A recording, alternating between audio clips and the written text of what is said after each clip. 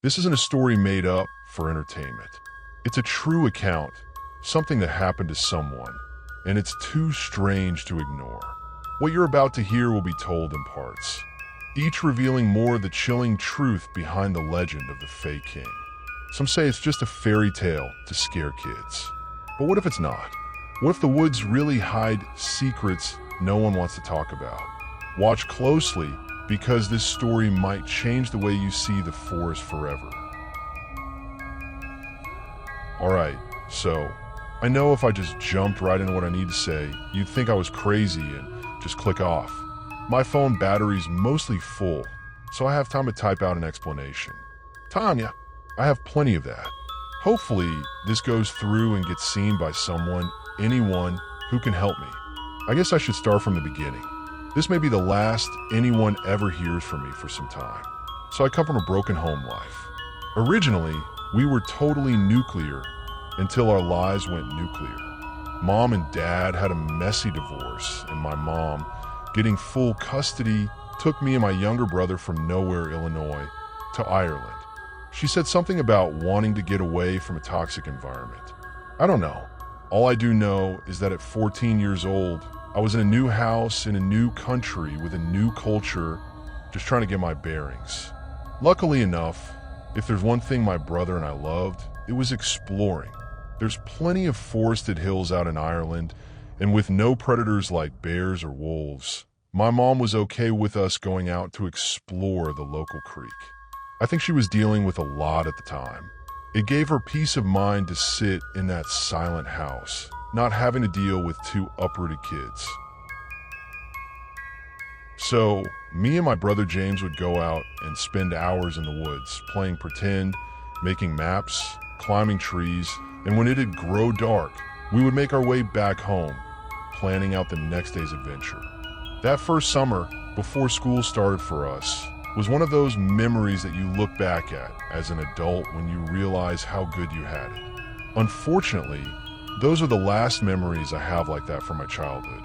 I didn't have a hard time making friends in school, but it still felt awkward being the new kid with a weird accent. James was having a harder time. He was an imaginative kid, maybe a little too imaginative, which probably weirded out some of his peers.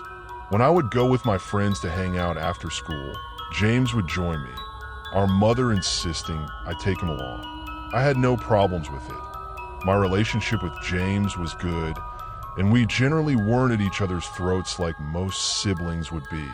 I think it's because we both realized that besides Mom, we really only had each other after the move. My friends would always be hesitant when I wanted to go hang out in the woods. Come to think of it, looking back, we'd rarely encounter any kids while we played in the forest, and most maybe a few hikers. But that's it. It makes sense to me now, but at the time, I couldn't understand why.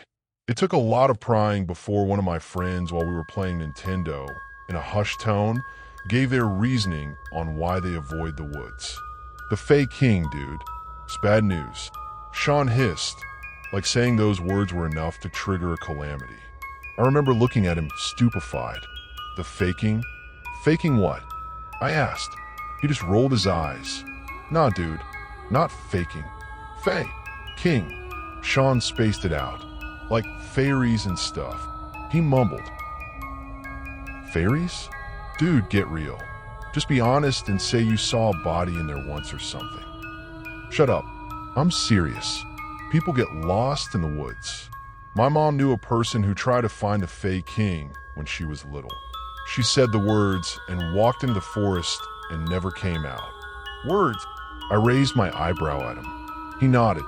Yeah. You go to a spot in the woods, say a few words, and that should be it. He didn't look like he wanted to go into more detail than that. Why the hell would anyone do that? Why do people play the Bloody Mary game, dude? I don't know. I shrugged, realizing in that context, I guess it made sense. It's a thing young kids do to scare each other when there's not much else around to do. It's not just idiots who try to call him in, either. Sometimes, people say he appears to anyone who gets lost in the woods. It's either take a chance with the Fae King or die in the woods. So yeah, the woods suck. He turned his attention back to the game, showing he was done with this conversation. That night, sharing what I learned with James was my biggest mistake. James was a big fan of cryptids, Mothman, Nessie, Braxy, all of them. To learn that there's a cryptid he's never heard of, basically right in his backyard, he had a million questions. What does he look like? What does he do? What are the words? Me not being able to answer any of those questions didn't quell his newfound curiosity. It just encouraged him to find them on his own. The next couple of weeks, he would come to me with his findings interspersed randomly. Sarah at school says he looks like a man with red hair. Hey, Tim, Mike says he plays games. Whatever James was able to learn from classmates, much to their reluctance to talk to him, and adults willing to talk about it, there was one thing no one would tell him: the words. No one would crack on what the words were, and it was eating at him. Whenever I would hang out with my friends and James would tag along, he would get annoying, pestering them about the words, since they were technically ground zero of where I learned about the Fae King. My friends Sean, Liam, Brianna normally tolerated James, but with this new obsession of his, I could tell they were getting annoyed with him. Come on, guys, please. What's the words? Are they bad words? Is that why you won't tell? James was especially whiny that day. We tried our best to ignore James, focusing on the screen of the arcade cabinet at the local arcade. To call it an arcade was generous. It didn't have much inside, but neither did our town, so you make do. Sean, why'd you have to blab about some stupid fairy tale to Tim? Brianna punched Sean's shoulder, causing him to flinch, because the nutter always wants to hang out in the woods. Sean rubbed where Brianna hit him. So you don't believe it, Brianna? I have to admit, with James' insistence, I was becoming more interested myself. There was a pause before her response. Course not. Her eyes flicked to me for a moment before back to the screen. Just a legend to stop kids from hurting themselves in the woods. James saw his opportunity. So then just tell me the words, and I'll stop pestering. Before Brianna could retort, she was cut off by Liam. Brianna, just tell him the damn words already, so he can shut up about it. Fine. She huffed. She walked off for a moment, returning with a napkin, words scribbled on it. James was ready to snatch out of her hand. Slow down. She held the napkin up higher than he could reach. Listen to me. You don't say these words out loud. Not here, not in the woods, not anywhere. You got it. She didn't just look to James.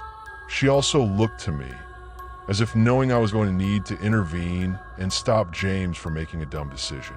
Even though I don't believe it, people act weird when this guy's brought up. Don't be a pain. She lowered the napkin down, and James grabbed it. I leaned over his shoulder to read the words myself. By lonesome stump in forest clear, the king of Fae is there to stay. Tap 3 times, he will appear.